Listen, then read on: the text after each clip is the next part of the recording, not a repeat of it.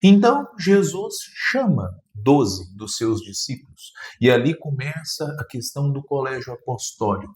E mais do que isso, vem um discurso apostólico, aonde ele dá para eles não apenas autoridade para expulsar demônios e tantas outras questões, quanto também lhe dá orientação de como eles deverão proceder ao estar ali nessa obra redentora.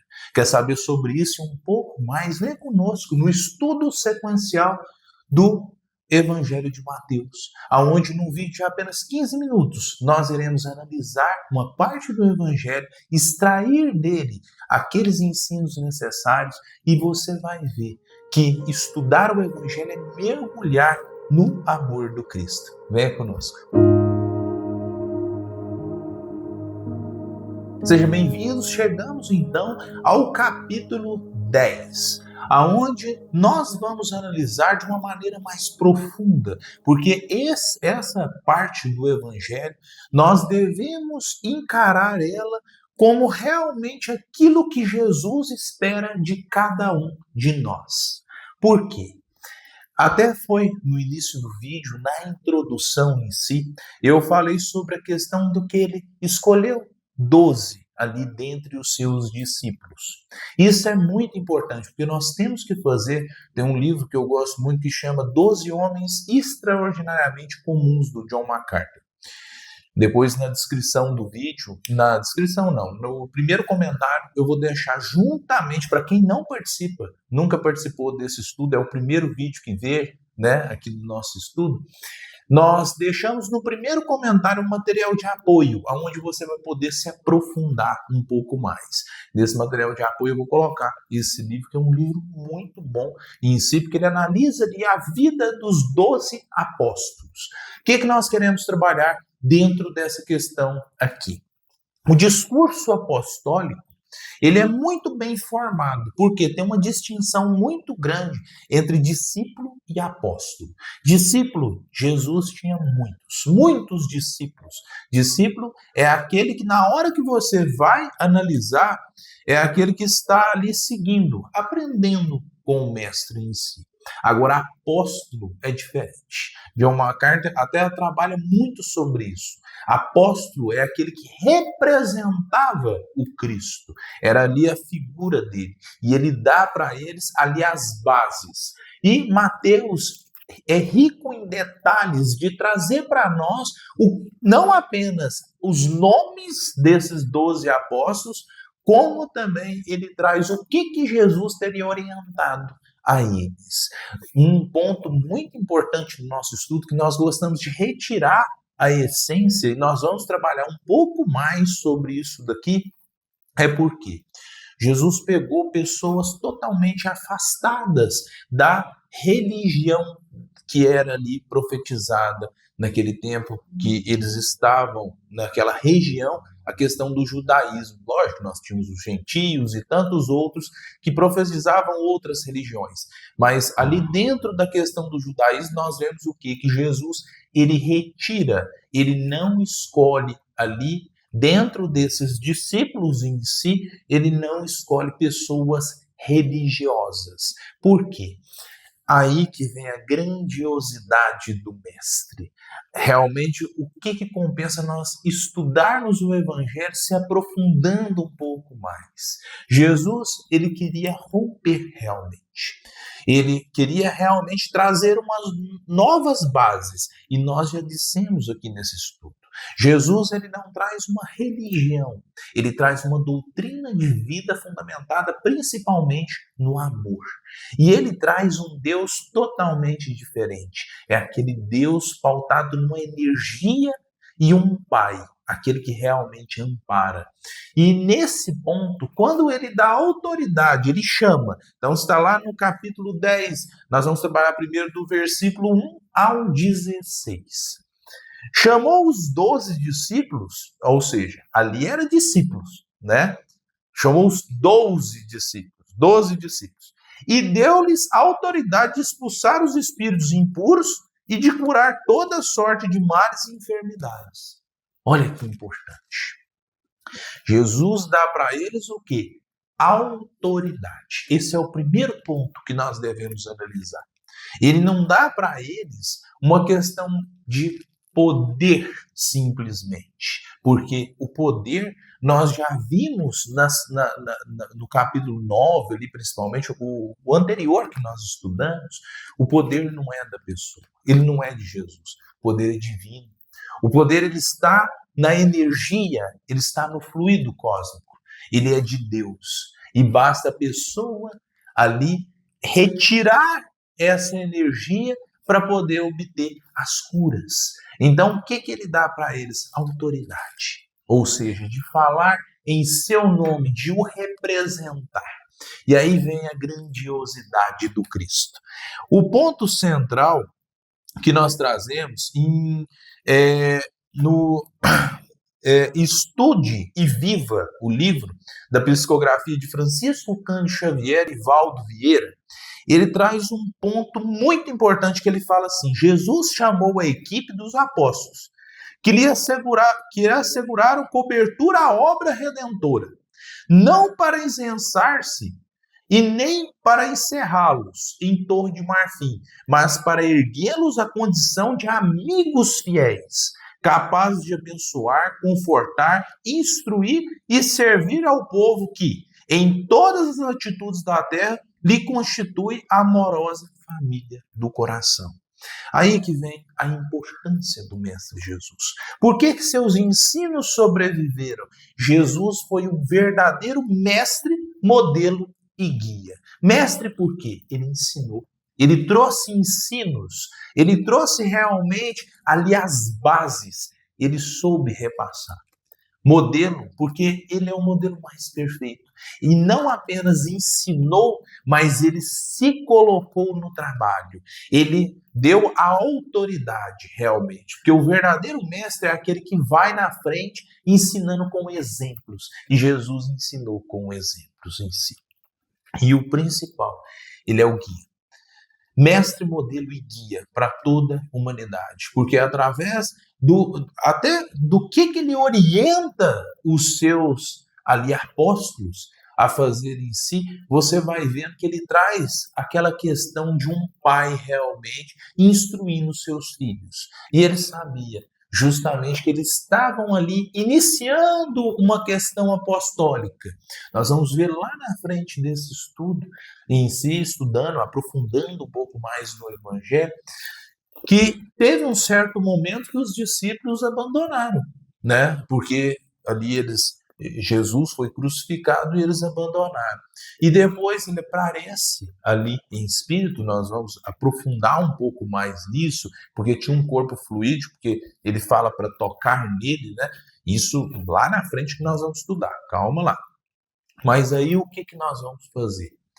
Nós vamos vendo que Jesus, ele sabia compartilhar a ferramenta divina. Ou seja, ele sabia que não estava ali para fazer as coisas. Ele estava ali para ensinar. E até hoje, cada um, ele é só seguir o Evangelho, você pode ser, sim, um apóstolo do Cristo. Porque temos vários que vieram depois da sua partida desse plano terrestre em si. Temos até a figura de Saulo, que depois se tornou Paulo, que é um dos apóstolos, chamado apóstolo do gentio. Mas esses 12 primeiros aqui, Mateus traz para nós. Esses são os nomes dos 12 apóstolos. Primeiro, Simão, também chamado de Pedro, e André, seu irmão. E nós vemos até ali no chamado, são os primeiros. Pescadores que estavam ali, André já seguia João Batista, mas nós vamos vendo que esses são os primeiros. E eles são citados em ordens nesse sentido. Tiago, filho de Zebedeu, e João, seu irmão. Até a questão de João ali é muito importante, porque nós vamos ter a similaridade e analisando realmente nessa questão de ordem. Filipe e Bartolomeu, Tomé e Mateus, o publicano. Mateus aqui também chamado de Levi, né, que a gente trabalha o evangelho dele realmente. Tiago, o filho de Alfeu, e Tadeu. Simão o Zelote, né? Zelote, zelota, está até aqui, né? E a questão do Simão, o zelote era um pessoal que perseguia ali e ele fazia uma frente. Então isso é como se fosse uma facção em si, que era dos zelotes, que lutavam pela libertação do povo ali sob o domínio de Roma. Então o que acontece? Você vê que era um povo que era totalmente afastado de questões religiosas em si. E Judas Iscariote, aquele que o entregou. Isso que é importante. Esses eram os 12 discípulos. O que Jesus fez? Deu autoridade de expulsar os espíritos impuros e de curar toda sorte de males e enfermidades. E mandou eles. Mandou eles para uma missão. E aí, dentro dessa questão da missão, ele deu recomendações. Não tomeis o caminho dos gentios, nem entreis na cidade de samaritanos. Dirigi-vos antes às ovelhas perdidas da casa de Israel. Dirigi-vos a elas, proclamai que o reino dos céus está próximo, procurai os doentes, ressuscitai os mortos, purificai os leprosos, expulsai os demônios. De graça recebestes, de graças dai.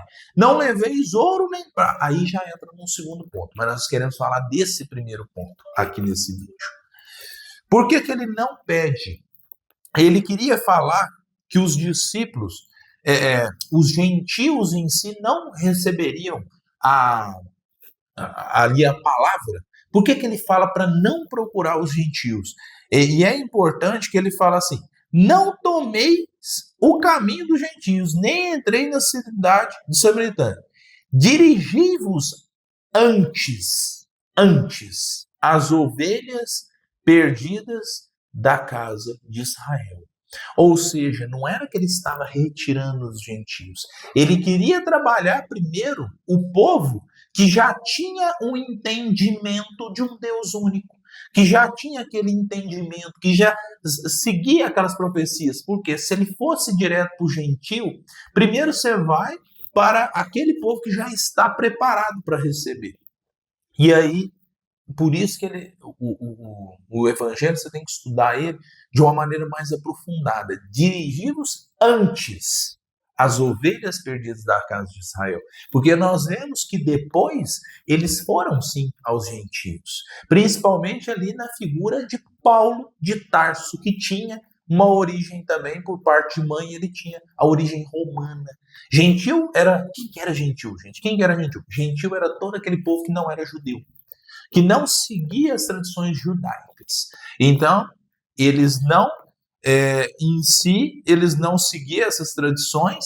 E aí, depois, nós vamos vendo também que tinha a questão da Samaria, né, que são os samaritanos em si.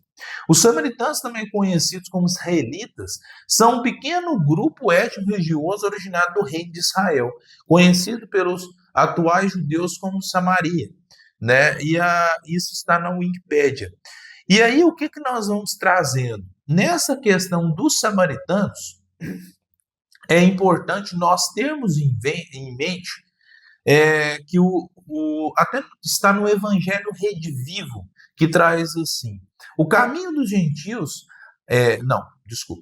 pregar o evangelho do reino de Deus apenas às ovelhas perdidas da casa de Israel. O trabalho junto aos gentios seria realizado posteriormente.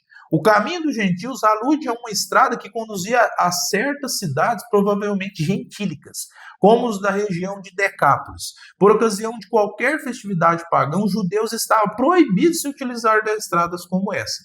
Era vedado aos judeus não só comerem com os samaritanos, mas igualmente casarem-se com eles. E olha que importante, isso está em Rousseau Norman Chaplin, no Novo Dicionário, interpretado versículo por versículo.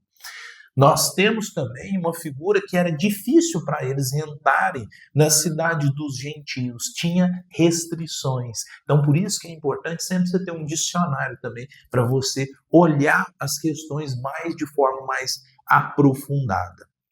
Nós vamos no próximo vídeo trabalhar as outras questões em si, dando mais um enfoque a esse daqui, porque essa parte, a missão dos apóstolos, é uma parte que merece sim um maior aprofundamento. Vem outras questões, que é curar os doentes, ressuscitar os mortos, proclamar o reino de Deus. Depois ainda vem em si, de graça recebeis, não leveis ouro e nem prata. Por que que Jesus orientou isso? Quando entrardes numa cidade ou num povoado, procurai saber de alguém que seja digno e permanecer ali até você tirar de um lugar. Também é importante porque tem um significado, nós vamos ver no próximo vídeo em si. Agradeço a todos que estejam participando desse estudo. É um vídeo rápido, dinâmico, mas você vê que nós tentamos se aprofundar. No primeiro comentário, nós vamos colocar um material de apoio, aonde nós vamos trabalhar um pouco mais também sobre isso e queremos saber a sua opinião. Também vá lá, comente o que você está achando desse nosso estudo em si, porque estudar o Evangelho é mergulhar no amor do Cristo. Aproveita, vá lá também, se inscreva no nosso canal do NEP Honório Abreu e analise os outros vídeos se você ainda não analisou em si. E até o próximo estudo sequencial do Evangelho de Mateus e fiquem em paz.